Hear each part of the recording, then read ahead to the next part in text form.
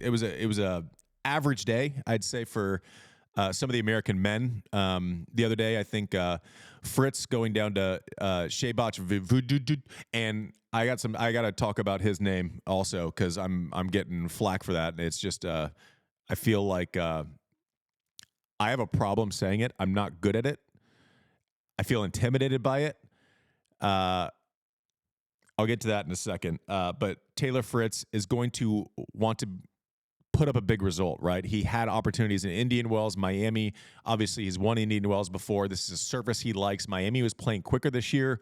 Had to feel like a missed opportunity a little bit.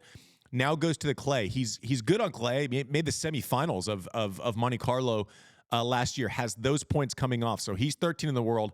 Big result coming off in Monte-Carlo. Season full of a surface that maybe he doesn't dislike, but it doesn't do any favors for his game. Interesting to see how Taylor Fritz progresses. Is very literate on the grass once we get there. But he's going to want to kind of put up some results and maybe get his year going the other way a little bit. I hated to see Tommy Paul go down with an ankle injury, and it was one of those where he was playing Martin Dam, was in control of the match, had a break in the first set, cruising through service games, and then you see him make a move, and all of a sudden he's up pogoing on one leg. Like, it was instantly, no doubt, there's no chance he's going to be able to finish. One of those type injuries, which really sucks because he played great in Indian Wells, played really well in Delray Beach, has just consistently been putting up numbers, was on the verge of potentially taking the spot as the number one American, which I said on there the other night would mean more if it was, 3 or 4 in the world than, someone was like, oh, does Fritz want to give that up? I'm like, well, he would give up the number one ranking if it means Tommy Paul went to 8 and he went to 9. I don't see a world where Fritz would be like, no, I want to be the number one American, but I want it to be at 13. But unfortunate ending there for Tommy Paul.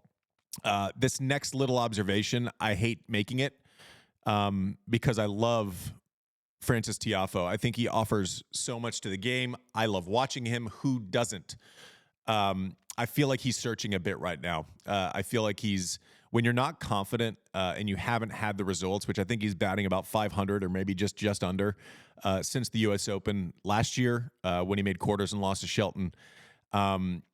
He's going in and out of styles, right? So defensive sometimes, forcing offense. I was doing a highlight on TC Live the other night, and he kind of forced the issue and came in, but the approach shot was from like 3 feet behind the baseline. So that's a waterfall effect, right? Then all of a sudden your first volley isn't as close as you want. Someone looks great when they make a passing shot, but it's by virtue of giving up court position. So he's going into the clay, which is also his worst surface. He was 21 going into Miami. We'll see how that shakes out. It ain't going up after his loss to O'Connell in Miami, but something needs to switch. He needs to get enough matches where he's playing 3 or 4 in a row where it becomes natural, decision-making comes natural, the process of playing a point slows down a little bit. When you are on a roll, everything becomes a little bit slower. The decisions become a little bit more crystallized, and I just feel like Frances is searching a little bit right now, and I hope he finds his way back into that top 15, taking a peek at the top 10, because it's just frankly better and more entertaining when he's engaged, winning matches. One of the great personalities in tennis. I hope he turns it around right now. He's searching. He is searching.